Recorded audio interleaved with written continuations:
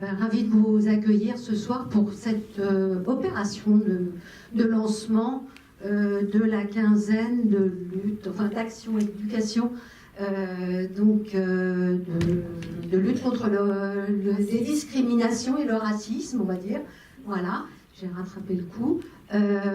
Et donc c'est la première action qui a lieu ce soir au Méliès. On est très content de vous accueillir aussi nombreux.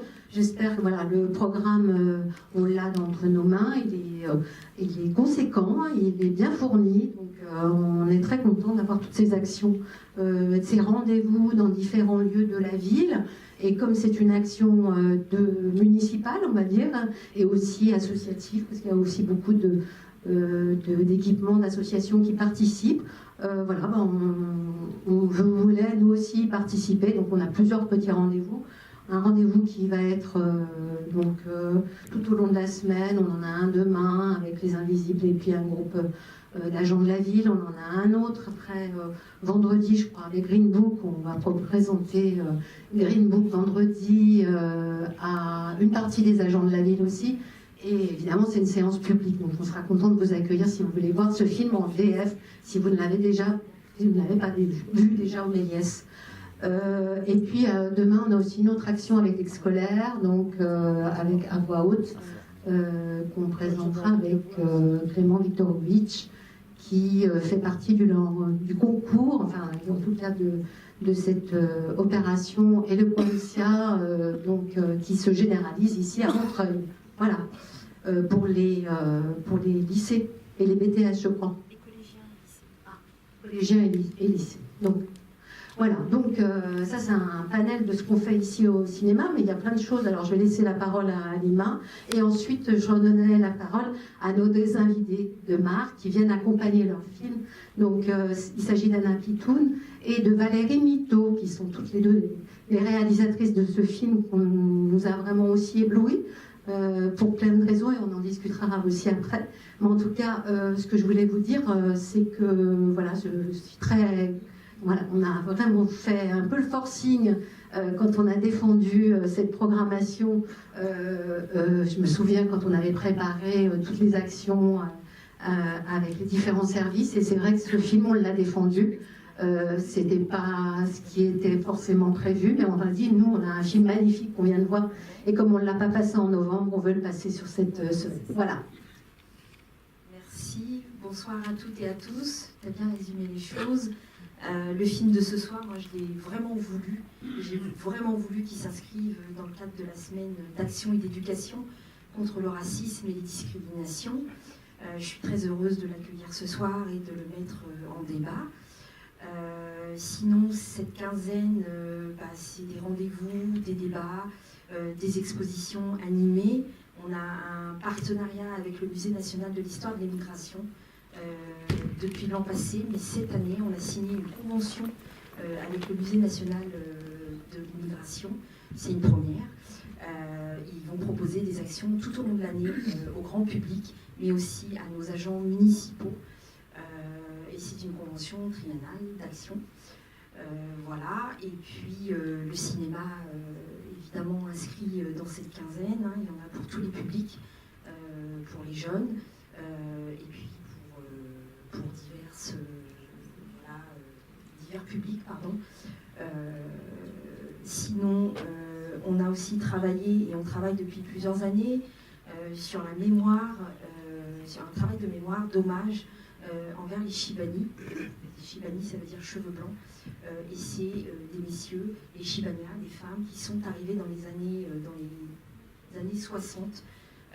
C'est la main-d'œuvre venue du Maghreb essentiellement, et qui sont très discrets sur la vie, puisque certains d'entre eux, jusqu'à aujourd'hui, retraités, bien vieillissants, vivent dans des foyers de travailleurs migrants. Et on a travaillé sur leur histoire, leur parcours de migration. Et il va y avoir un hommage samedi après-midi dans le quartier Jean Moulin, où nous allons dévoiler des fresques en leur hommage. Et voilà, donc il y a tout ce qu'il faut dans le programme. Vous pouvez trouver ça au cinéma, et puis j'en ai ici quelques-uns que je peux distribuer pour celles et ceux qui le souhaitent. Voilà, je vais laisser quand même la parole aux réalisatrices, et puis place à la projection. Merci. Donc je passe le micro et on va juste, voilà, pour introduire, peut-être vous pouvez nous expliquer comment s'est fait cette rencontre avec cette famille rome de Roumanie, en particulier cette femme formidable qui s'appelle Sakulta, donc on va découvrir ici.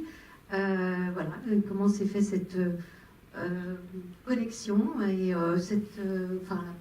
c'est un travail qui quand même a duré plusieurs années, un travail d'accompagnement. On sent que vous l'avez soutenue aussi dans le combat qu'elle mène pour s'intégrer et trouver un logement, du travail, voilà, pour installer sa famille dans de meilleures conditions. Voilà, donc je vous laisse la parole.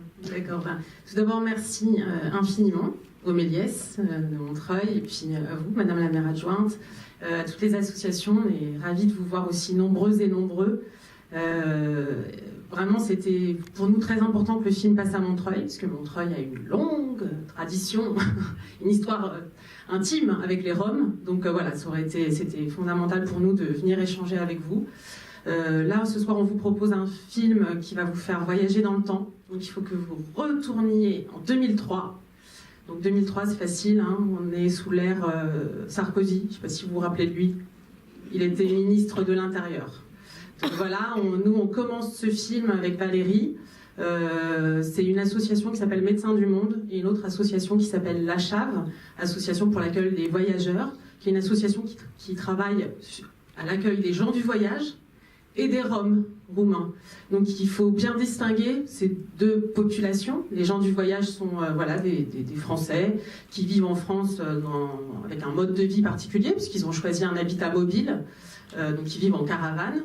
Les Roms de Roumanie, dans les années 2000, fin des années 90 et 2000, sont souvent en caravane aussi. Donc on a souvent envie de les associer. Mais la famille de Salkutsa, donc Salkutsa c'est notre héroïne, que vous allez voir, n'a jamais vécu en caravane. En Roumanie, en fait, l'époque du communisme avait sédentarisé de force les Roms, donc elle et sa famille ont toujours vécu en petite maison, en pavillon, enfin en petite maison de petite cabane plutôt, ça ressemblait plutôt à une cabane. Voilà, donc à la début des années 2000, donc 89, chute de Ceausescu, voilà. Et il va y avoir de plus en plus de Roms qui vont quitter la Roumanie et voyager à travers l'Europe et venir, pour certains, s'installer en France. Je ne sais pas si vous vous rappelez, à l'époque, on parlait des Tziganes roumains de Nanterre, hein, l'EHPAD, enfin ce qui est aujourd'hui l'EHPAD, la défense n'était pas encore construite comme elle l'est aujourd'hui, donc il y avait quelques terrains vagues, donc pas mal de familles s'installent là-bas, et puis ensuite il va y en avoir dans toute l'île de France. Et donc en 2002-2003, nous sommes avec une proposition de Médecins du Monde. Je te laisse continuer. Vous en étiez où ? Donc fin 2002, les associations dont parlait Anna tout à l'heure, la Chave plus la DAS 95 et Médecins du Monde dégagent un financement dont le but est de fabriquer quelque chose qui permette de parler de la scolarisation, c'est-à-dire de parler aux Roms du processus de scolarisation, après discussion sur le fait qu'on ne peut rien faire d'écrit, parce qu'on va le faire dans quelle langue, évidemment pas en français, en roumain peut-être, et en Roumanie, compliqué, parce que certaines personnes ne lisent pas. On décide vite, avec les associations, de faire un film. Donc il s'agit d'un film qu'on appelle pédagogique. Donc en fait, c'est ce que vous allez voir en premier, une petite partie de ce film qui est en noir et blanc, dont le but est voilà, d'avoir après un film qui va circuler sur tous les terrains d'Île-de-France et ailleurs, expliquant par le menu comment on fait, même sans papier, en France, pour mettre ses enfants à l'école, puisque en France, c'est un droit et un devoir, de 6 à 14 ans. Donc on se rend sur un terrain où on nous a dit que de nombreux enfants étaient scolarisés, et on rencontre cette femme. On pourra faire des commentaires peut-être après, parce que le film dure 1h40, donc peut-être bien qu'on garde un peu de temps pour le débat. Mais là, on a une espèce de coup de foudre, hein, disons-le rapidement, pour cette femme qui accepte de se prêter au jeu. Donc c'est un exercice qui est totalement scénarisé, donc elle a des phrases à dire dans sa langue en Roumanie. Voilà, et donc on fait ce travail avec elle. Quand soudain, voilà. Maintenant on y va, quand c'est pas un tiers. C'est à vous de voir la suite. Bon film. Merci. j'ai oublié de vous les annoncer.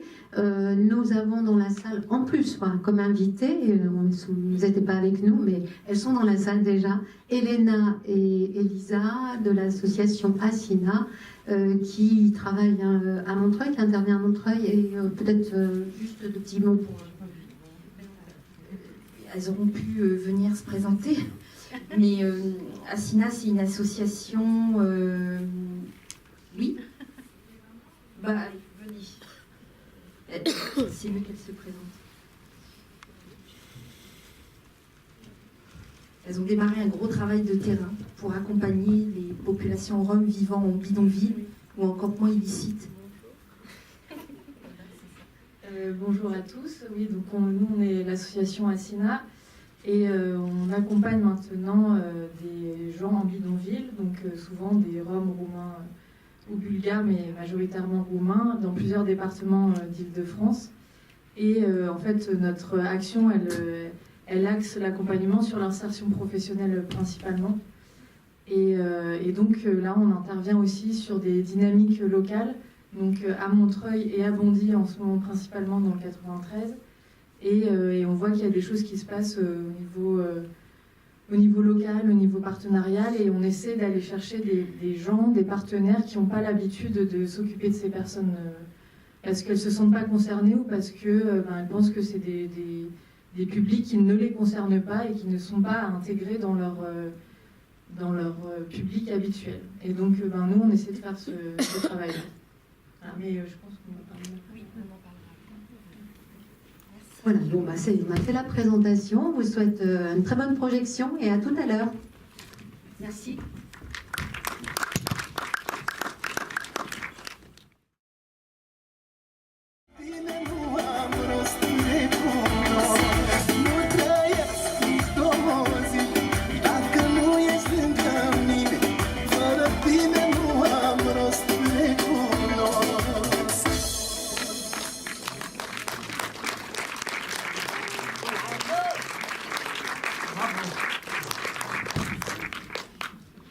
Voilà, donc on en est à la deuxième partie de cette soirée avec l'échange qu'on organise avec Anna Pitoun, Valérie Mito, je vais rappeler Elena, Elisa de l'association Assina, Alima Menouch, donc adjointe au maire de Montreuil, et je crois que j'ai tout le monde.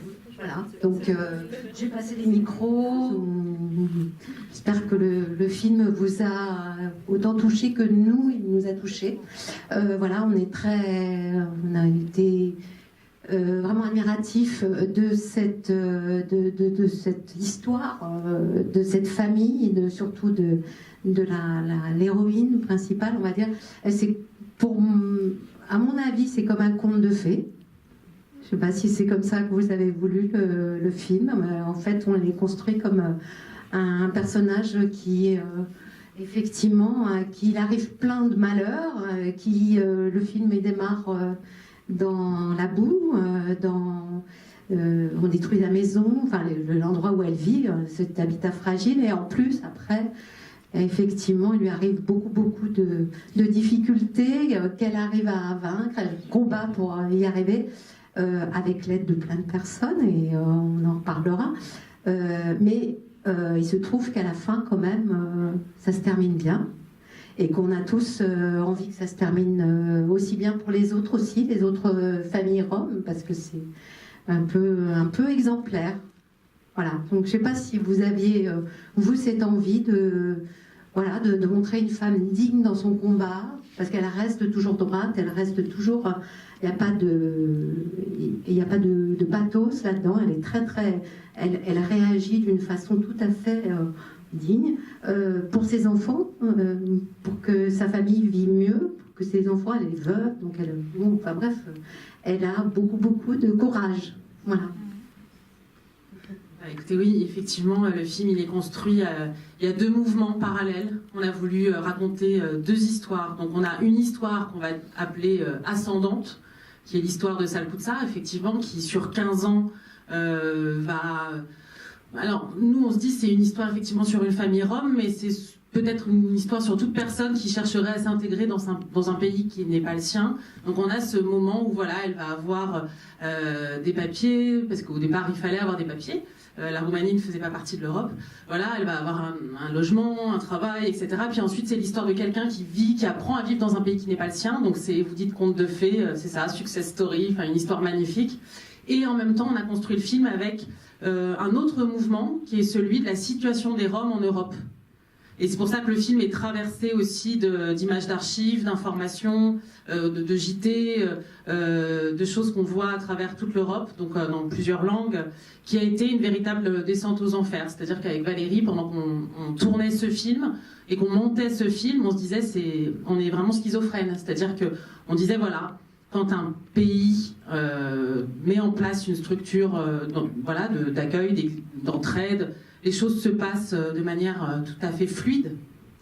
Elles sont possibles, malgré ce que nous avons appelé la propagande, dans laquelle nous avons vécu pendant 15 ans. Je ne sais pas si on peut appeler ça autrement, mais quand on a... La propagande, c'est justement quand on se retrouve avec un discours qui est public, qui est soit tenu dans des médias, soit tenu par des dirigeants politiques, parce qu'on a quand même... Là, vous avez un petit florilège, hein, et puis ils sont de droite et de gauche, hein, on en avait pour tous les goûts. Donc nous, on démarre effectivement sous Sarkozy, mais l'un des déclics pour nous qui a été de vouloir faire ce film dans le temps aussi, c'est la phrase de Manuel Valls. Quand le Parti Socialiste arrive au pouvoir... on a une espèce de moment où avec les associations on se dit peut-être que ça va changer un peu les choses. L'ère Sarkozy a été très dure et on va avoir un ministre de l'Intérieur, à l'époque Manuel Valls est ministre de l'Intérieur, qui va avoir cette phrase et qui va dire les Roms ont un mode de vie extrêmement différent des nôtres et ils n'ont pas vocation, ils ont vocation à retourner en Roumanie ou en Bulgarie.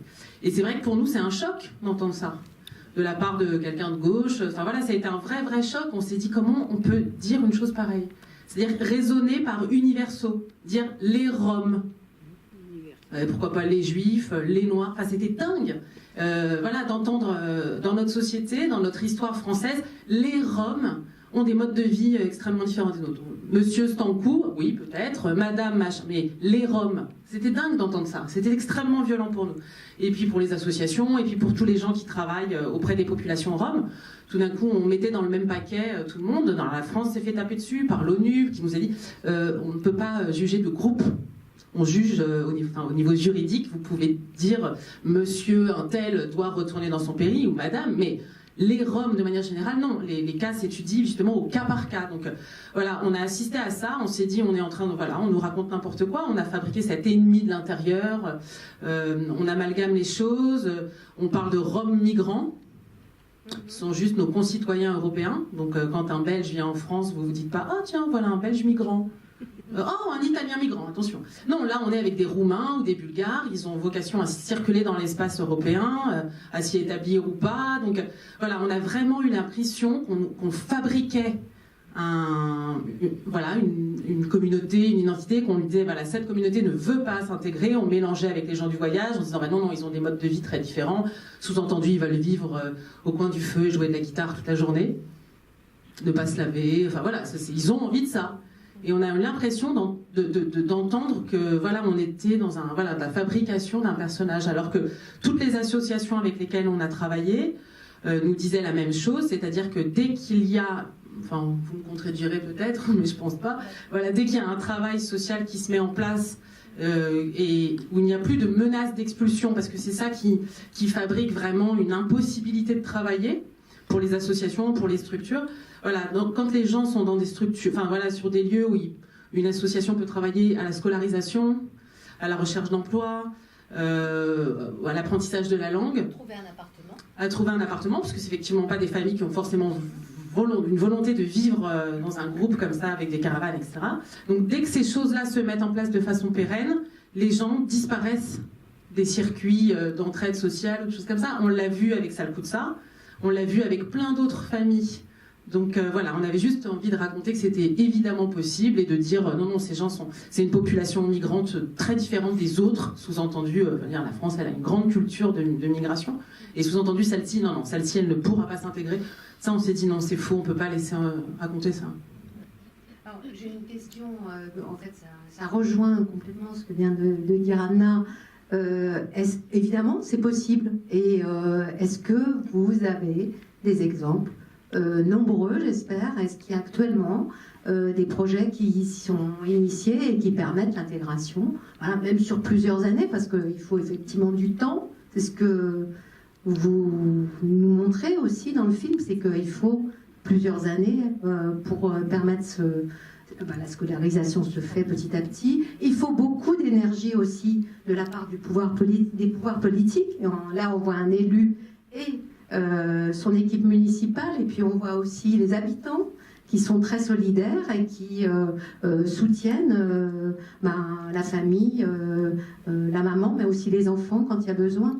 Voilà. Est-ce que vous avez des exemples aussi exemplaires à Lima, et puis aussi l'association, parce que je pense qu'Assina aussi a des expériences identiques. Bonsoir tout le monde, merci pour cette chance de pouvoir voir ce film, bien entendu, depuis longtemps. Donc oui, par rapport aux exemples, oui, on a aussi des exemples. Nous, l'association Assina, on a répondu à un appel à projet en juillet 2018. Et donc, nous, on travaille sur les bidonvilles avec des personnes comme l'exemple de Solkuta tout à l'heure. Et depuis septembre 2018, on a commencé à travailler sur un projet d'innovation à Bondy. Vous avez parlé tout à l'heure de la stabilisation, ce que joue beaucoup dans les projets d'insertion des personnes accompagnées. Et c'est vrai que sur Bondy, on a dégagé une dynamique de travail en concertation, notamment avec différents acteurs, parmi Médecins du Monde, la 793 qui travaille la scolarisation, Système B, Sécurité catholique, etc. Donc sur ce projet, on accompagne des familles en demande d'emploi, mais aussi en demande de sortie vers un hébergement ou logement stable, pérenne, etc. C'est des projets personnalisés, individualisés qu'on essaye de développer avec chaque personne en fonction de ses demandes et bien sûr ces projets dans la totalité de la situation personnelle. Et donc, mais anciennement, bien sûr, pas que sur le projet de Bondy, on a eu des résultats dans le 95, si je ne me trompe pas, Elisa, tu me corriges, et mes collègues qui sont là-bas, des personnes qui sont sorties déjà vers l'emploi, des personnes qui ont sorti vers la formation, à Bondy aussi, et des personnes qui ont accédé à un hébergement plus stable, plus pérenne, et aussi des logements intermédiaires. Donc depuis peu de temps, on a commencé à travailler à Montreuil, depuis 2 semaines plus exactement, et on espère développer une stratégie un peu similaire à Bondy, ou essayer de voir avec les personnes accompagnées qu'est-ce qu'on pourra leur proposer en fonction de leur projet aussi. Mais c'est vrai qu'il y a cette volonté, il y a la stabilisation de lieux de vie, la sécurisation en même temps. Ça joue beaucoup, même pour nous, pour les travailleurs sociaux, de pouvoir développer et se projeter dans l'avenir avec les personnes citées. Ça concerne combien de familles actuellement sur Montreuil, par exemple? Sur Montreuil, on vient de commencer. On intervient sur un squat à Néflier et on aura à peu près une dizaine des familles montreuilleuses, le terrain d'Acacia, et d'autres, c'est suite à des orientations des partenaires. Parce qu'il faut bien savoir aussi qu'en termes d'équipe et des capacités, on est quand même limité, puisqu'on a le terrain de Bondy et on a d'autres familles à suivi. Et dans cette capacité de 80 ménages accompagnés, on englobe aussi Montreuil, environ peut-être 20 ménages, 20 familles, bien entendu. Bien entendu, j'ai mentionné en raison des capacités de personnel, on est à 3 personnes, 2 travailleurs sociaux et une conseillère en insertion professionnelle et une coordinatrice dans la salle. Donc vous travaillez avec Assina, j'imagine. La mairie de Montreuil a décidé de faire un partenariat avec cette association. En fait, on a écrit au préfet région d'Île-de-France l'année dernière. On a demandé des moyens pour accompagner les familles vivantes en squat ou en campement illicite. On s'est appuyé sur la circulaire de janvier 2018 et donc on a reçu une réponse quelques mois après puisqu'il y avait un appel à projet qui avait été mis à disposition des associations. Assina a répondu, ils ont été sélectionnés et on nous a tout de suite orientés, on a orienté Assina sur le territoire, mais on nous a tout de suite mis en contact. Et c'est ce qu'on a fait depuis quelques mois. Depuis l'automne dernier, on s'est rencontrés, on a posé les choses sur la table. Et puis le travail s'est enclenché à partir de là. Aujourd'hui, il y a des actions précises posées, un calendrier. Et puis on est d'accord sur la manière d'accompagner les familles. On a émis évidemment... on a essayé plutôt de cibler des familles qui sont sur le territoire depuis très longtemps. Et la ZAC Boissière-Acacia, où 350 personnes environ y vivent depuis quelques années. C'est la suite d'expulsions de familles sur le territoire de la Seine-Saint-Denis qui se sont retrouvées sur la ZAC. Voilà. Sinon, pour l'histoire, pour Montreuil, alors je ne vais pas refaire tout l'historique, mais en effet, Montreuil a porté une mousse, une maîtrise d'œuvre urbaine et sociale, la plus grande de France, 350 personnes.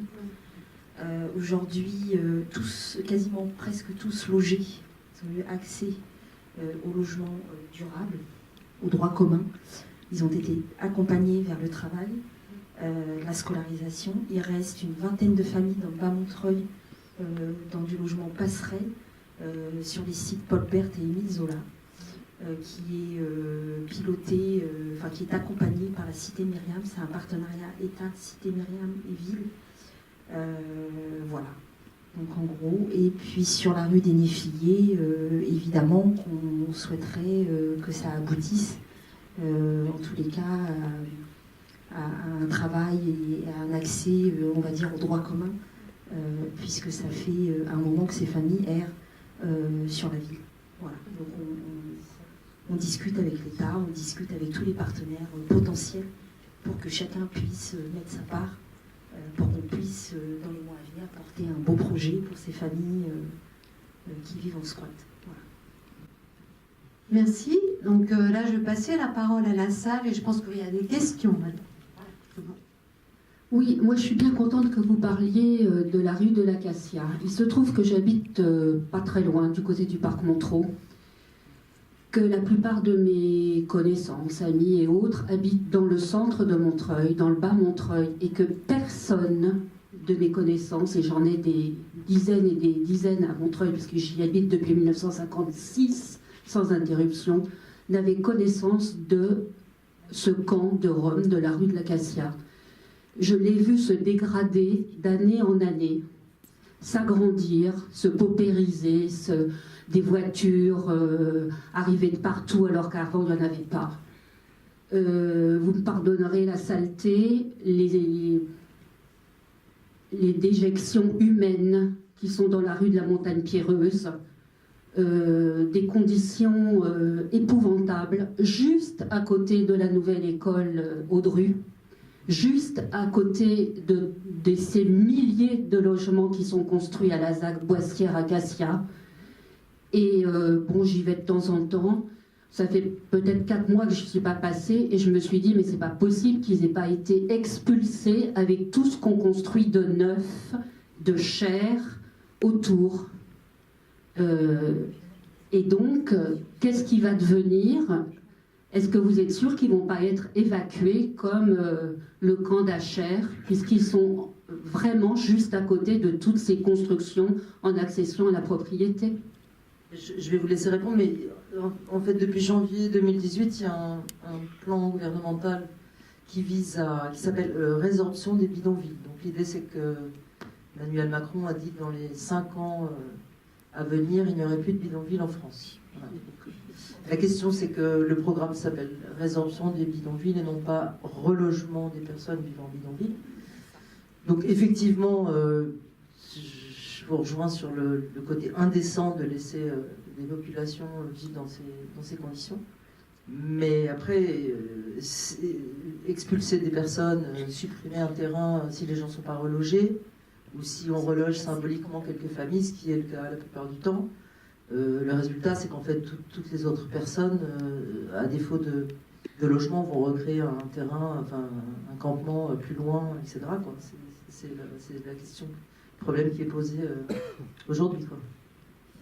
Pour répondre précisément sur les aspects politiques, plusieurs courriers ont été adressés au préfet de la Seine-Saint-Denis, un par le maire, un co-signé maire et Est Ensemble, puisqu'ils sont sur un terrain privé, et notamment de Nexity, et qu'il y a un projet d'aménagement de Nexity. Et donc, mais nous, dans nos courriers, on demande que les personnes soient prises en charge. Parce que les expulser, c'est dans la rue d'à côté ou plus bas, enfin, ça déplacerait seulement le problème, ça ne le réglerait pas. Et donc, nous, on demande que l'État prenne ses responsabilités pour prendre à bras-le-corps le sujet. On est prêts, nous, à s'investir si les moyens sont mis, enfin, si les moyens sont derrière, sont donnés aux collectivités pour pouvoir accompagner les familles. Mais voilà, a priori, la circulaire a dit, voilà, on va réserver les bidonvilles. Il y a 8 ministres, tout confondus, que ce soit de l'éducation, du logement, de la santé, qui sont signataires, et j'en passe, qui sont signataires de cette circulaire. Est-ce que c'est juste un papier ou une circulaire comme plein d'autres, ou est-ce qu'ils vont vraiment prendre le sujet à bras-le-corps et chacun dans leurs compétences apporter des solutions concrètes? C'est ça. On peut demander, nous on n'a pas demandé que ça soit évacué, on ne peut pas demander l'évacuation de 350 personnes, militari comme ça, avec une violence inouïe. Ils vont aller où les personnes? Vous savez très bien que ça va se déployer un peu partout sur la ville. C'est pas la solution idéale. C'est pas non plus la solution idéale de rester dans ce squat. L'association, elle est aussi, Assina, elle est aussi là pour ça. Ils ont commencé à rencontrer des familles. Une bonne dizaine ont été identifiées pour travailler, en tous les cas, sur le volet insertion, intégration. Mais beaucoup d'autres sont en très grande difficulté, voire même en danger, puisque, comme vous le savez, il y a du trafic aussi sur place, il y a des gens qui profitent de la misère. Et donc on a émis des grosses alertes. On espère que dans les semaines et les mois à venir, on sera entendu et on sera accompagné pour sortir ces familles de la grande misère. Voilà. Mais on n'a pas les solutions. On n'a pas les solutions comme ça, hélas. Voilà. Ben, en fait, Rome Europe vient de publier ses chiffres sur les expulsions, donc ça va m'aider un petit peu sur le propos.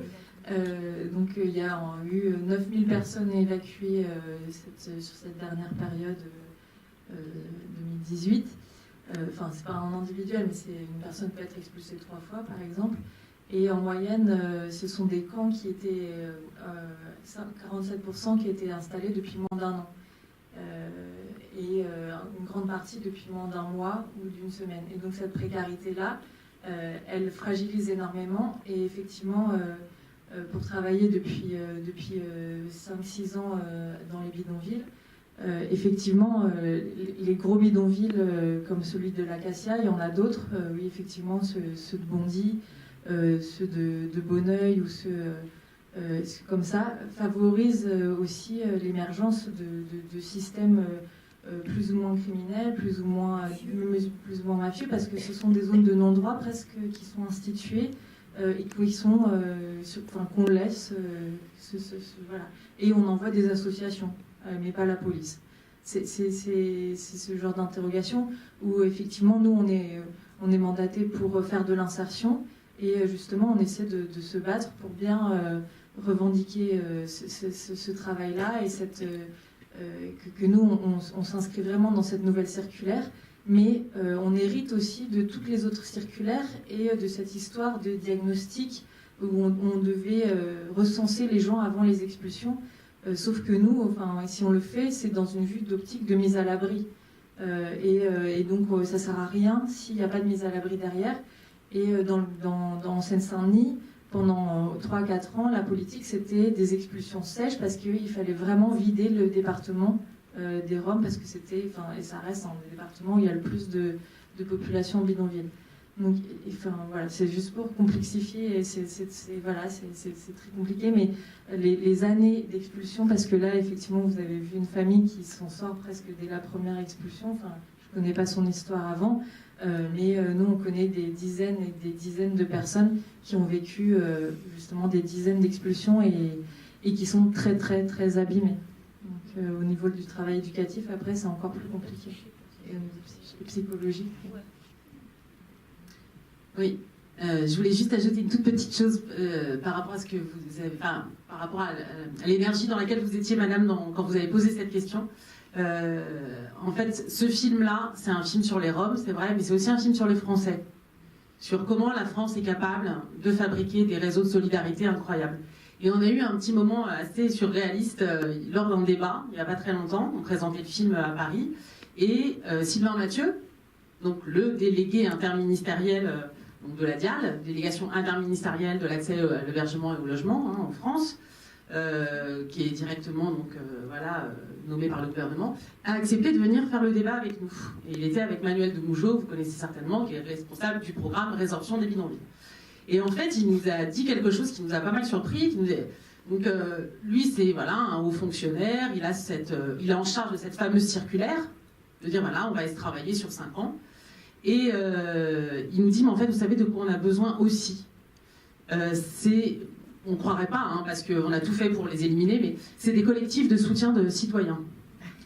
On ne croirait pas, parce que moi aussi, ça m'a fait beaucoup rire au moment, sur le coup, quand il l'a dit, parce qu'en fait, il travaille de manière à éliminer effectivement cette pression potentielle du public et de faire travailler des associations, des gens qui seraient professionnels et plus des bénévoles, comme on l'a vu dans le film. Mais en fait, il nous dit, mais en fait, on en a besoin. Parce que nous, on essaye, et il avait l'air plutôt sincère, on essaye de faire passer des idées au niveau politique, mais la pression du citoyen, on en a quand même encore besoin. Donc c'est vrai qu'on pourrait se dire c'est gonflé, parce que c'est à eux de le faire. Mais ce que je veux dire, c'est qu'il nous l'a confié à un moment donné en disant, en fait, ça va dans plusieurs sens tout ça. Et nous, ce qu'on a vu avec Valérie pendant toutes ces années, c'est aussi un épuisement des militants. Parce que des gens qui travaillent dans les collectifs de soutien, comme là, effectivement, là dans le film, ça va assez vite parce qu'on a résumé 15 ans, mais Salkutsa, elle avait été expulsée plusieurs fois, sa famille aussi, les collectifs s'étaient mobilisés plus d'une fois, etc. Et nous, avec Valérie, depuis tout le temps qu'on passe à projeter le film dans toute la France, on les rencontre, les collectifs de soutien. La dernière fois, quand on était à Choisy-le-Roi, on projetait le film et on entendait les gens qui disaient « Bon, demain, rendez-vous à 6h du matin ». On se disait, mais pourquoi faire 6h du matin? Ils disaient, parce qu'il y a l'expulsion du terrain qui est sous la 86, la 86. Et donc, c'est des gens à 6h du matin, ils sont là pour lutter contre les expulsions. Un tel qui vient pour chercher, emmener les enfants à l'école, des personnes à la retraite qui font ça. À la fois, ça nous donnait beaucoup d'espoir de voir que cette France-là, elle existe vraiment. Et en même temps, ils nous le disent, les gens, ils sont fatigués, c'est compliqué, c'est long, etc. Mais d'entendre de la part d'un haut fonctionnaire, oui, mais on a quand même besoin encore. Donc quand je vous ai entendu un peu véhémente, je me suis dit, c'est cette énergie-là de dire, mais c'est pas possible de laisser les gens vivre comme ça. Il faut qu'on tente de la garder. Et parce que c'est aussi ça qui fait que les politiques lâchent pas le morceau, quoi. Oui, je suis très, très touché de ce que vous venez de dire. Moi, je m'appelle Xavier, je fais partie d'un collectif de soutien avec Louis et avec d'autres gens dans cette salle, avec les familles qui sont rue des Défliers. Et je suis touché par votre film parce que justement vous montrez la force de ce pays.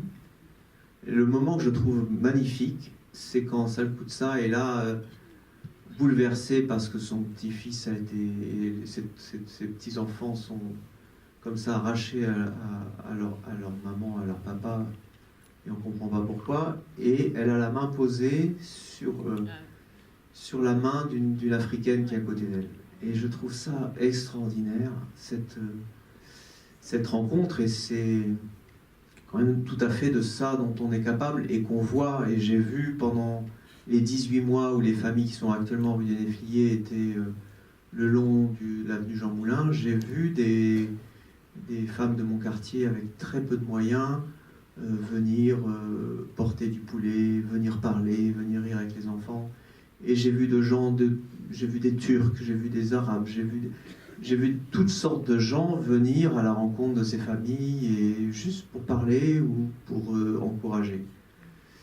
Ce qu'il y a, c'est qu'il faut effectivement ces citoyens-là, et il faut aussi les citoyens organisés. C'est-à-dire que, par exemple, je ne sais pas s'il y en a dans la salle, mais s'il y a des gens qui sont dans le conseil de quartier Paul Signac, ben on a vraiment besoin du conseil de quartier Paul Signac et des citoyens qui sont dans les associations du quartier Paul Signac pour soutenir ces familles qui aujourd'hui sont dans un squat et où la plupart des enfants ne sont pas scolarisés et qui, étant sous la menace d'une expulsion, puisqu'ils attendent le jugement du tribunal depuis le 8 mars, avec des prises de position intéressantes de la mairie et de l'EPFIF, le propriétaire, pour dire qu'ils peuvent rester, mais en même temps faire des projets. Et on voit dans votre film que on peut commencer à faire des projets, s'investir quand on a des sécurités de base, quoi. Ce que n'ont pas, par exemple, aujourd'hui les familles de Bondy, si j'ai bien compris. Il y a un projet d'expulsion du bidonville, elles n'ont pas aucune sécurité de pouvoir rester là, donc voilà, donc il y a vraiment besoin des citoyens. Je vous encourage à venir vendredi soir à 18h à la bibliothèque Robert Desnos, parce qu'il y a une restitution d'un travail qui a été fait par un écrivain en résidence en Seine-Saint-Denis qui s'appelle Hassen Belmessous, et qui a fait un travail avec des ateliers d'écriture au mur à pêche.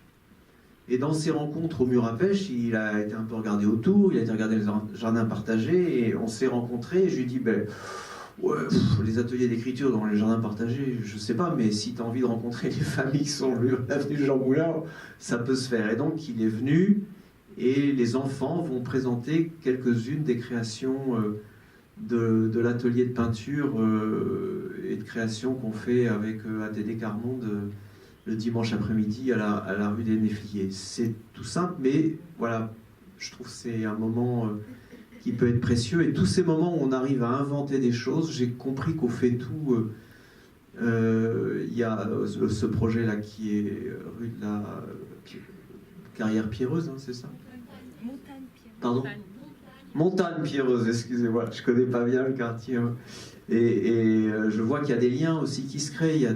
Je crois qu'Assina va me faire un accueil là-bas, mais voilà, tout ce qui crée des liens humains et puis qui fait qu'on s'aperçoit, mais au fond, comme dit un des personnages du film, c'est des êtres humains. T'es un être humain.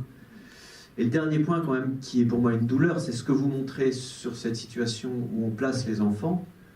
Mais c'est quand même une politique publique constante, que ça soit vis-à-vis des familles roms et avec d'autres, quand on ne connaît pas.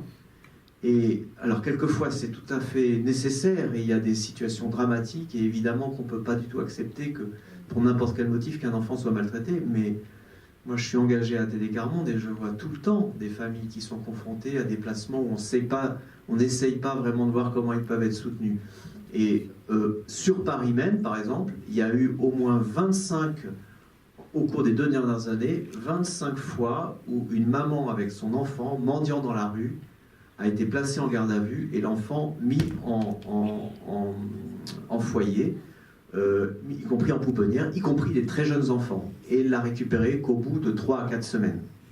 Vous imaginez ce que c'est qu'une séparation, un sevrage forcé, immédiat, d'un très jeune enfant avec sa maman. Et ça se poursuit, ça continue dans notre pays. Donc là, il y a vraiment besoin que aussi on regarde ce qui se passe et puis qu'on se dise tout simplement, mais où qu'on soit, on veut laisser personne de côté. Parce qu'en fait, c'est aussi ça, c'est que si on n'affirme pas et si la ville de Montreuil ne dit pas, mais ce qu'on va faire avec les Roms, on va le faire avec n'importe qui se trouve dans la Gamère, y compris la famille qui se trouve par exemple en ce moment dans une voiture le long de la rue, juste à côté de chez moi, eh ben on perd confiance, on se dit « Ah ben non, mais vous allez faire avec eux, puis les autres, on va les laisser tomber. » Eh ben, c'est ça qu'il faut changer, c'est se dire, quelle que soit la couleur de peau, l'histoire, on laisse personne de côté.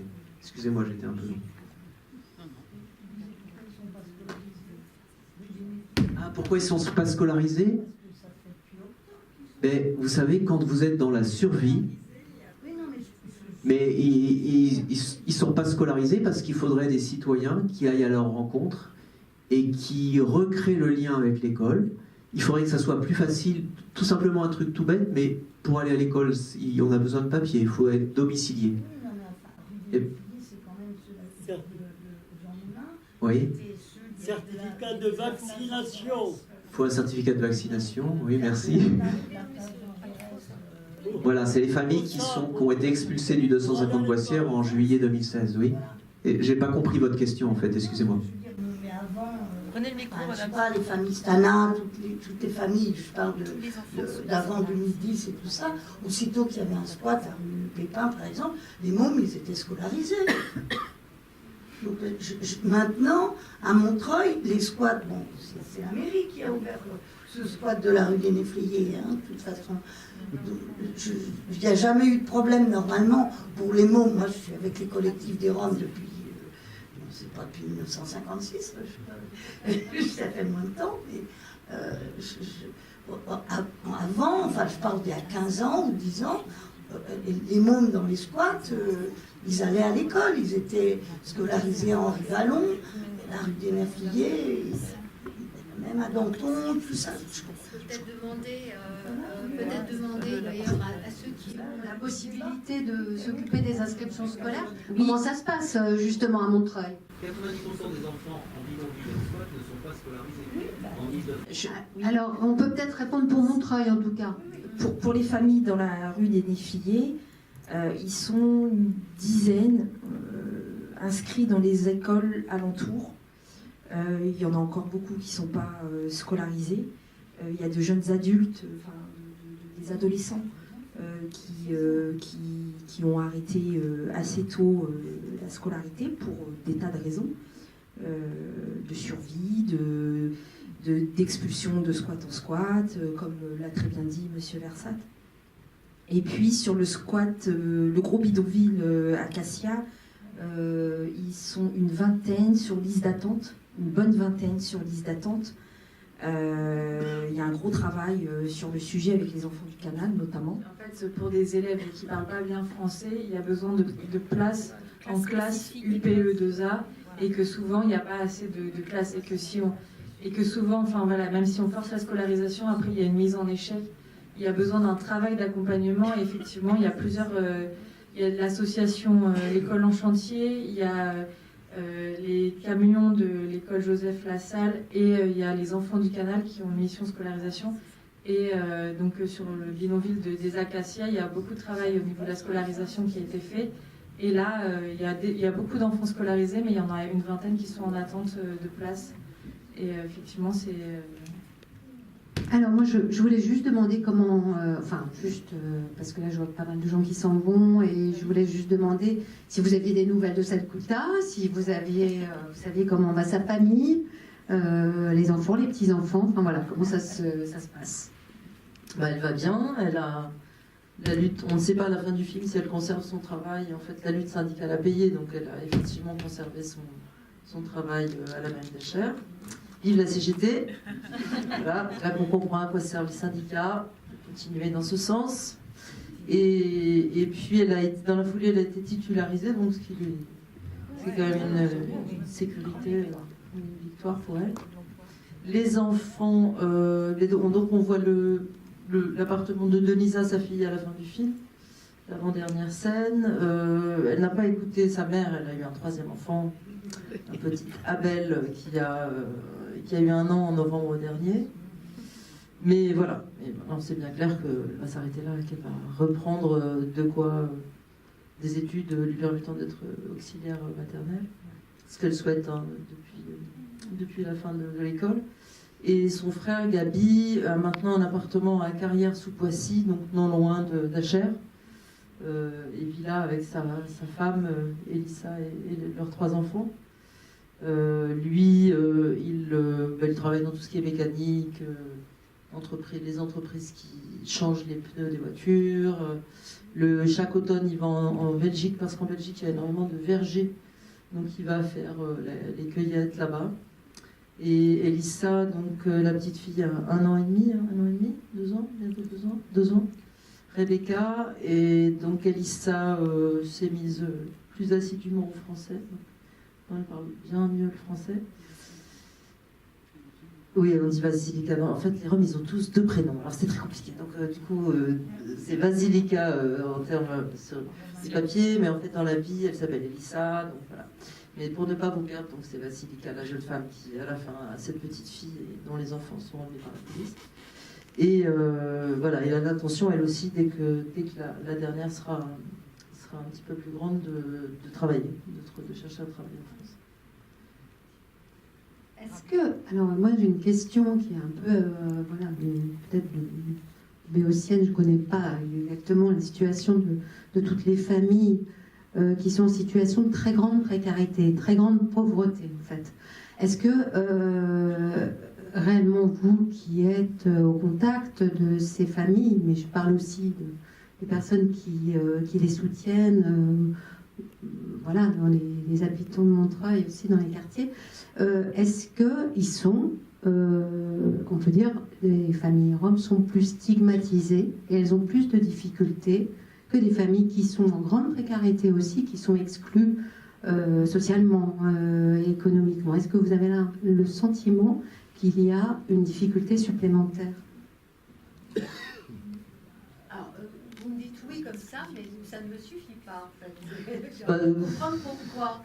Nous, en fait, sur les 15 ans de travail voilà, concernant les personnes roms qu'on a fait avec Anna, on a toujours pensé que vraiment cette stigmatisation des Roms, c'était un peu comme une espèce de concentré de discrimination et de racisme. Du reste, on est très proche de ça, le coup de ça, c'est-à-dire que ce travail, c'est un film, c'est un travail cinématographique, mais on est évidemment très très proche de cette famille. On a des relations amicales.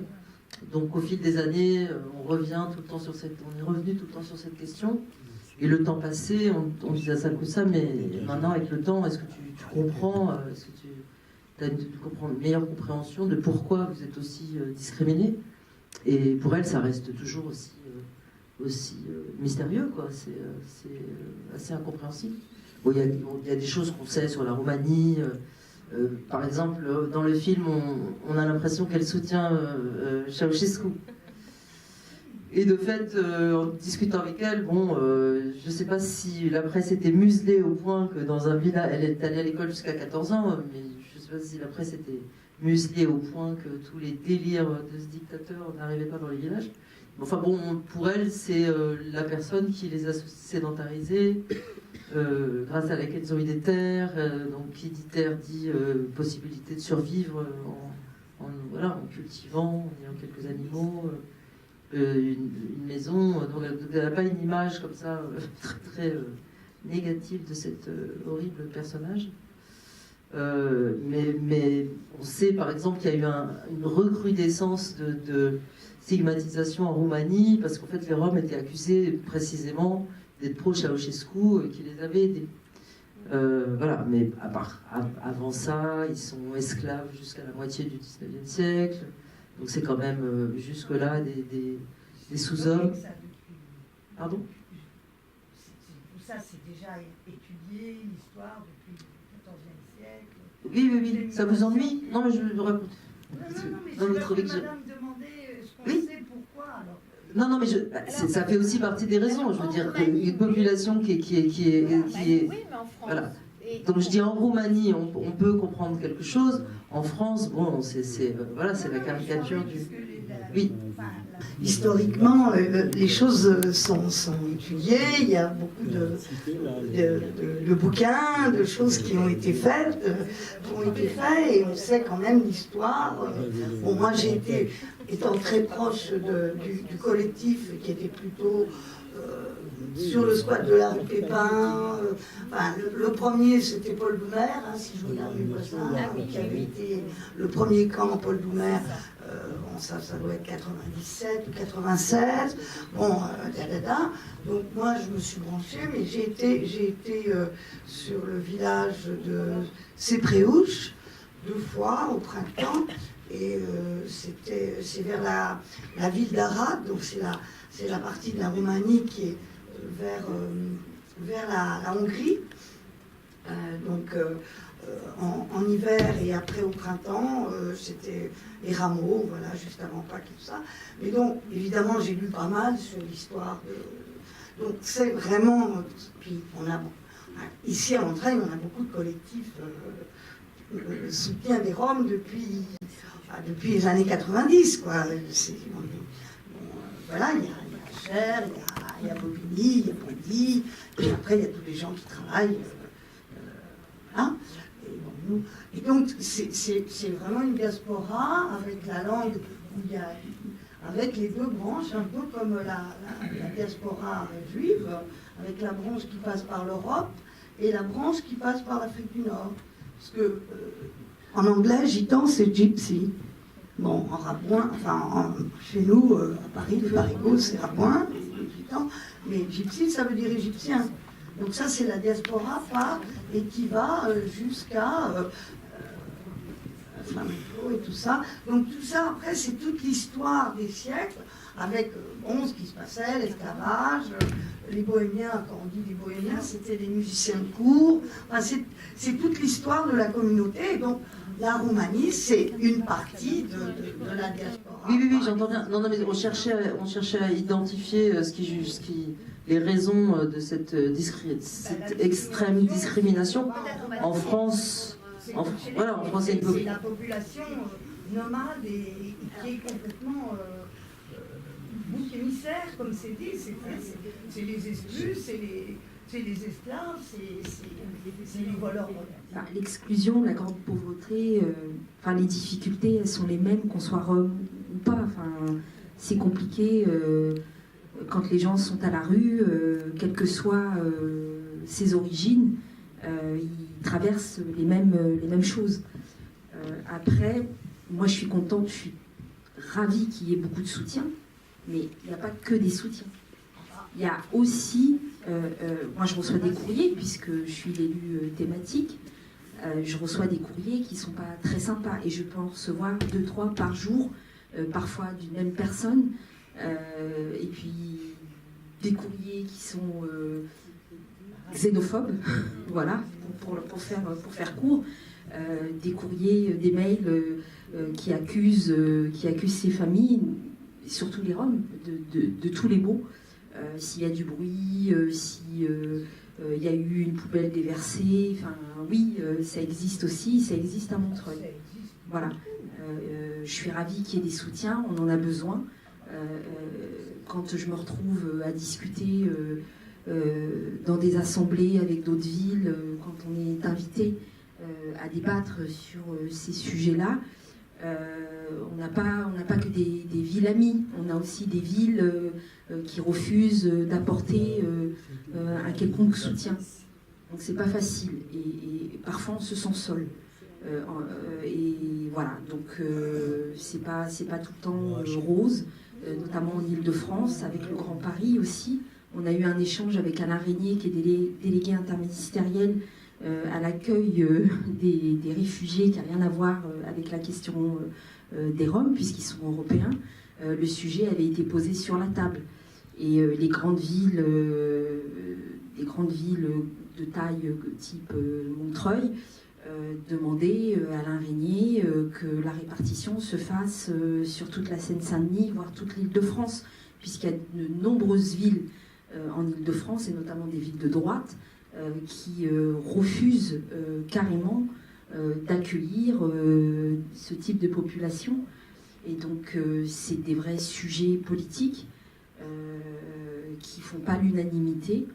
Et donc oui, ça fait plaisir d'avoir des soutiens, ça fait plaisir de temps en temps qu'on reçoit des coups, parce que ça nous permet de nous réveiller ou de reprendre de la force pour se battre, parce que c'est pas facile avec le préfet, c'est pas facile avec les partenaires de l'État.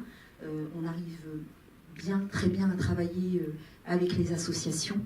Et donc voilà, moi j'espère qu'on arrivera en tous les cas à un vrai projet d'insertion dans les mois et années à venir pour les familles notamment qui sont mis à l'abri dans le squat Néflier. C'est dans de bonnes voies, le terrain appartient à l'EFIF, je termine avec ça, c'est-à-dire à la région. On les a rencontrés, on a échangé sur le sujet, ils sont prêts à signer une convention d'occupation précaire. Ils veulent mettre l'État autour de la table, donc ce serait la deuxième petite pierre positive, c'est-à-dire vous missionner pour nous aider à accompagner ces familles, et puis à travers cette convention d'occupation précaire, ça serait le début, on va dire, d'un vrai accompagnement social comme il se doit. Voilà. Merci, et puis merci à vous. Moi j'étais très touchée. C'est pas que l'élu qui parle, c'est Halima Menouj, avec une histoire aussi. Et j'ai été vraiment touchée. J'ai eu des larmes à la fin. C'était très émouvant. Et donc, merci. Ça m'a fait, moi, du bien de voir ce film et puis de débattre là, maintenant, avec vous. Merci. C'est un film plein d'humanité. Merci beaucoup. Je crois que... Oui, enfin, alors, moi, déjà, je voulais vous remercier parce que c'est un très beau film. Je suis très contente. Merci beaucoup. Voilà. Je pense que c'est nécessaire. C'est bien. Je disais qu'on vivait des temps un peu troublés, j'ai l'impression. Et puis, c'est bien de voir qu'il y a des choses qui avancent de ce côté-là. C'est une dame qui est très digne. Voilà. Bravo. J'ai plusieurs questions. Je me retire depuis le début de la soirée. Donc là... j'ai une question à propos des familles qui vivent près du cimetière, ici à Montreuil, donc c'est plutôt une question pour Madame Lébu. Oui, vous-même. Ouais. En fait, oui. Bon, moi je trouve ça un peu, très indigne pour le coup qu'il y ait des gens, des familles comme ça qui vivent dehors. Je sais que c'est pas qu'ici, c'est pas qu'à Montreuil, c'est pas que sur cette rue-là. C'est des choses que je vois partout. Je me balade en voiture, je vois de plus en plus de bidonvilles, ça me fait très très peur.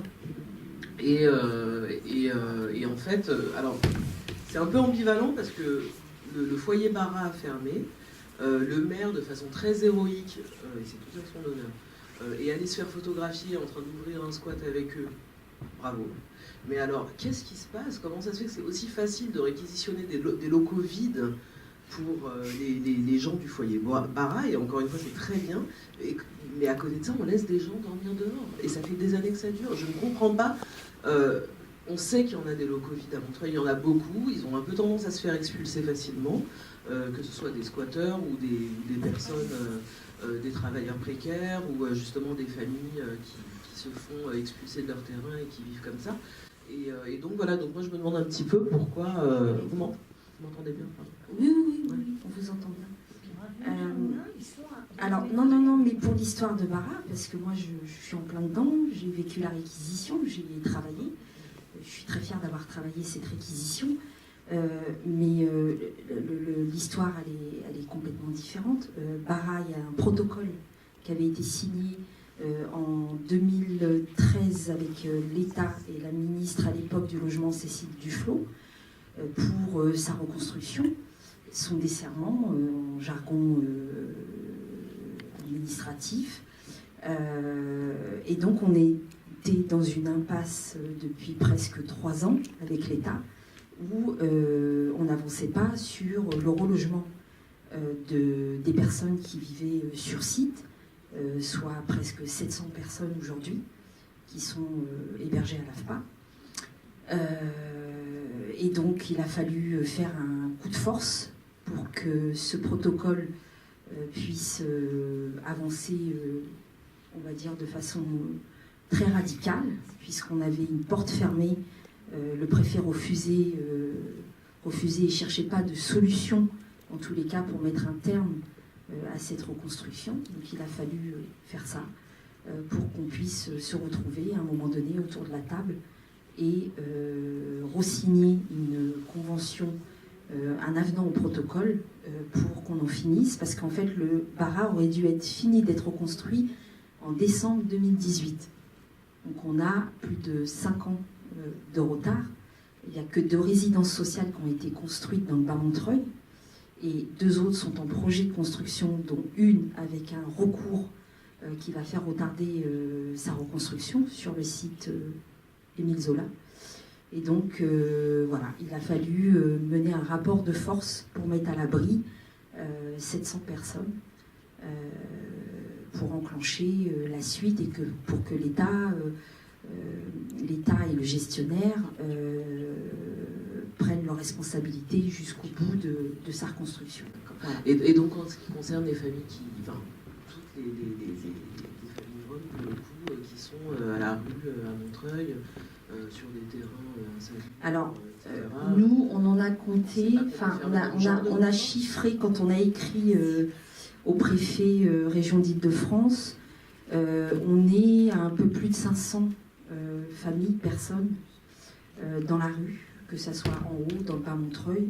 Ceux qu'on a identifiés, après d'autres vivent dans d'autres squats qu'on n'a pas du tout maîtrisés ou qu'on n'a pas eu, en tous les cas, écho, et qu'il nous est impossible, nous, toutes seules, ville, de reloger plus de 500 personnes qui vivent dans des conditions de logement indignes. Voilà. Donc, d'où ce travail de diagnostic social. On a demandé, nous, un travail de diagnostic social ville, parce que entre les familles, enfin, familles roms, ils sont plus de 500, je pense, mais sans abri, on n'est pas loin des 800 personnes sur le territoire. Voilà. Oui, c'est énorme. C'est une ville de 106 000 habitants. Donc voilà. Oui, puis on a un territoire qui est désolé. Merci. On a un territoire qui est vaste, mais je termine, je suis désolée. Ce qui m'échappe un petit peu, c'est qu'aujourd'hui, on peut ne pas héberger 500 ou 800 personnes d'un coup, mais on peut peut-être commencer à proposer des solutions. Ça construit, à Montreuil, ça construit à fond. Pourquoi on n'essaye pas de faire en sorte d'avoir des zones d'habitat mixte où d'un côté il y a des logements à, je sais pas, 500, 600 000 euros qui sont vendus tous les mois, etc. Et que peut-être qu'à côté on pourrait essayer de faire pour ces gens. Oui, parce que il y a des personnes sans. Oui, mais je vais pas vous faire le tableau du logement, mais il y a plus de 6 000 demandeurs de logement sur la ville, dont une grande partie vit dans de l'habitat soit insalubre, soit très très très très petit, etc. Et vous en avez 800 à la rue, quoi, je veux dire. Et les 800, ça relève de l'hébergement d'urgence. Vous savez que l'hébergement d'urgence à Montreuil ou partout en Île-de-France, il est saturé. Les moyens ne sont pas suffisants pour absorber et mettre à l'abri toutes les familles ou personnes vivant à la rue. Ça ne peut pas relever de la ville seule. C'est pas de sa compétence l'hébergement d'urgence, bien qu'on ait pris notre part, on la prend comme on peut, quoi. On essaie de faire des choses. Alors, on va prendre les deux dernières questions. Et puis, ensuite, je vous demanderai de conclure sur ce que vous souhaitez, vous, pour l'avenir, en ce qui concerne donc la résolution peut-être, justement des habitats précaires, voilà, on peut dire d'une manière générale, mais aussi concernant les familles roms qui sont sur le territoire, puis vous aussi, à votre niveau en tant que réalisatrice, est-ce que vous avez un autre projet? Voilà, donc on en reparlera juste après les deux dernières questions. Merci de la transition. Moi, je vais poser une question aux réalisatrices. Vous parliez de proximité. J'ai trouvé que la proximité, d'abord, votre film est très touchante, donc je voulais vous le dire aussi. Cette proximité, on la sent très très bien avec le format d'image du début du film. Et il y a un format d'image qui intervient donc, quasiment 16/9 au moment du mariage. Est-ce que c'est une volonté? Est-ce que c'est un impératif technique? Comment vous êtes posé la question de ce changement d'image qui, pour moi, intervient au moment où la fille ouvre une autre perspective de vie, on va dire, à la maman? C'est un film qui s'étale sur 15 années, donc c'est aussi nous et le cinéma, quoi. C'est-à-dire, on avait fait un premier film qui s'appelle Caravane 55, qui, entre parenthèses, est visible en ligne gratuitement. C'était la première période, donc Sale coup de ça arrive en France, l'expulsion, son attente de papier, etc. Et puis après, on a décidé de poursuivre cette aventure cinématographique avec elle et sa famille. Et de fait, on ne filme pas tout à fait de la même façon, début 2003 et fin 2016. Effectivement, les moyens de tournage diffèrent. Donc, tout le début du tournage, effectivement, étant 4 tiers Et c'est aussi notre évolution à nous du rapport au cinéma documentaire que de changer de format. Donc oui, c'est fait tout à fait sciemment, parce que c'est le travail le plus long qu'on ait fait sur ces 15 années. Donc il traduit aussi notre propre rapport à l'image, au cinéma, et ça implique aussi des aspects techniques qui font qu'effectivement on change de format au long de ces années, quoi. Moi j'avais une question, c'est en vous entendant, madame, je me disais, mais est-ce que là il y a un certain nombre de gens qui sont là ce soir, mais je trouve qu'à partir de ce film, il y a une question beaucoup plus large qui est posée, justement, comment on devient le proche de gens qu'on ne connaît pas, et comment on arrive à découvrir, à être témoin de leur humanité, de leur courage, de tout ce qu'ils apportent. Et moi, depuis que je suis engagé dans ce mouvement TD40, c'est quand même ça que je vis avec des tas de populations différentes, et je suis à la recherche de qu'est-ce qui crée pour chacun de nous la possibilité. Parce que moi, j'ai la chance de rencontrer régulièrement des gens dans la galère, les familles des Néfliers, mais aussi des gens dans mon quartier, et que quelquefois, je sens encore plus rejeté que les Roms. Il y a des gens dans mon quartier que je sens plus rejetés que les Roms, dans un enfermement où on écrit des injures sur eux dans la cage d'escalier, où qu'ils aillent, on dit « Ah oui, non mais celle-là, on la connaît. Hein. » Et ça, c'est insupportable, quoi. Il y a comme une cage. La force des Roms, je trouve, c'est que, en tout cas, ceux qui sont défliés, je ne sais pas généraliser, mais ils restent très liés, et c'est ça qu'on ne comprend pas. Du coup, on dit d'eux, mais ils ne veulent pas être séparés. C'est pas ça. Ils aspirent, comme on voit dans à vivre dans un lieu où on peut être aussi à l'aise et pouvoir être tranquille avec ses enfants et faire la fête. Mais de fait, ce qui leur permet de pas sombrer, c'est d'être très, très liés les uns aux autres. Et donc, est-ce qu'on ne peut pas faire, Madame Menouj, à Montreuil, un débat, un forum plus large que les Roms, mais à partir de ce film, comme une question plus large, mais comment on crée une compréhension mutuelle dans une ville?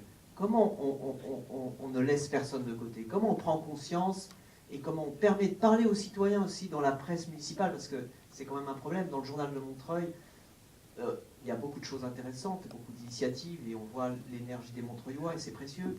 Mais qu'est-ce qu'on apprend de ces 800 personnes dont vous parlez, et de tous ceux qui vivent dans des logements vétustes, insalubres ou en surpeuplement? Parce que si on parle pas de ça, alors à ce moment-là, il y a plein de choses qui passent à l'as, et où on voit où les citoyens ne peuvent pas s'engager, quoi. Enfin, je sais pas. C'est passionnant, mais là, vous ouvrez un champ de travail pour une 10 années à venir. Non, après, non, mais je veux dire, philosophiquement, c'est passionnant, parce que comment on connaît quelqu'un qu'on ne connaît pas, finalement, avant de se connaître, on ne se connaît pas, je ne vous connais pas, je peux me dire, ah tiens, cette personne, ok, TD40, vient voir notre film, etc. Donc, mais en même temps, il faut s'approcher, quoi. On a fait une expérience assez intéressante, on a décidé, avant la sortie nationale du film, qui était le 14 novembre dernier, de faire une version du film sous-titrée en roumain, doublée en roumain. On a fait 13 sous-titrés en français, doublés en roumain. On a fait 13 projections sur des terrains de Roms. Donc on a proposé le film d'abord à des personnes roms, ce qui était passionnant. Et puis ils étaient évidemment enchantés qu'on vienne sur leur terrain, etc. L'idée forte, c'était vraiment de faire en sorte qu'il y ait des personnes françaises qui rencontrent des Roms. Évidemment, c'est plus difficile de faire venir des personnes qui ne soient pas déjà intégrées dans des collectifs de soutien, du travail associatif, etc.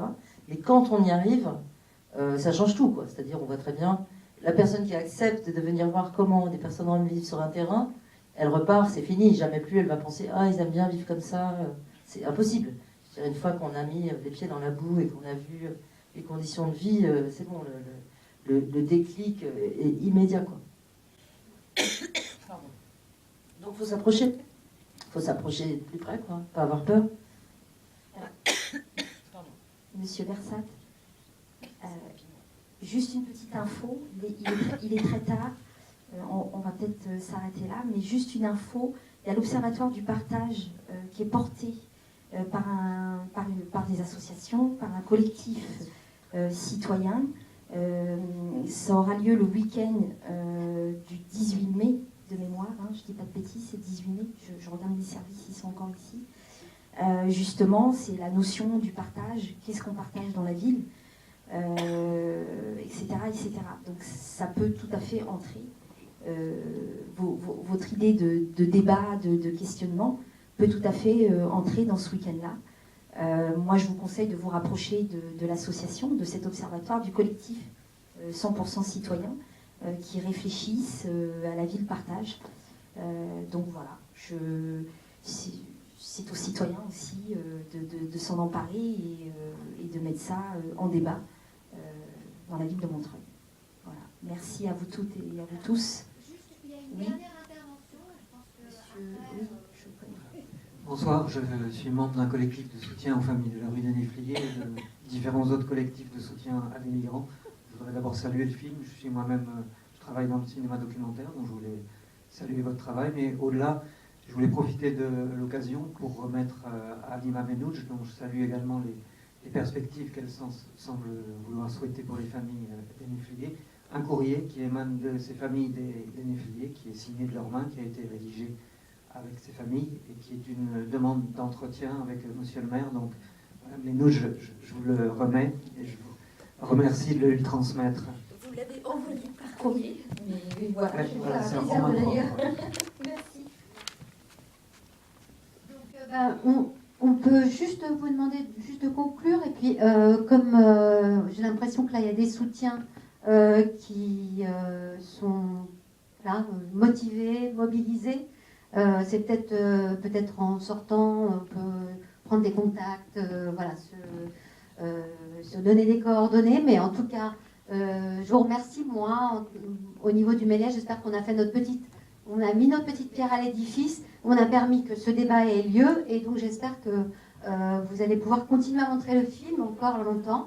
Puis juste une petite dernière question, c'est voilà, qu'est-ce que les projets que vous avez pour le projet de réalisation, évidemment, et puis est-ce que vous continuez toujours dans le soutien de... Écoutez, merci d'abord infiniment d'être venu. Monsieur, vous proposiez que le film soit mis en partage avec joie, il est à votre disposition. Il tourne encore en salle dans plein de villes de banlieue parisienne, dans plein de villes de France.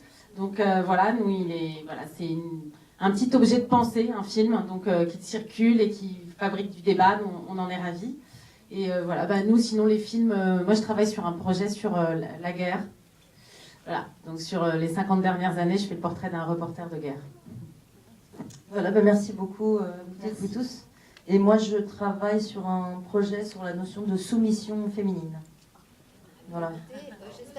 Super. Fière, j'espère grande, pour lutter contre le sexisme et l'inégalité entre les hommes et les femmes. Donc on se retrouve bientôt, Méliès. Voilà, C'est ça. donc on va se retrouver bientôt. Merci beaucoup. à toutes, merci à vous aussi qui êtes restés assez tard ce soir. Merci. Avant de quitter la salle.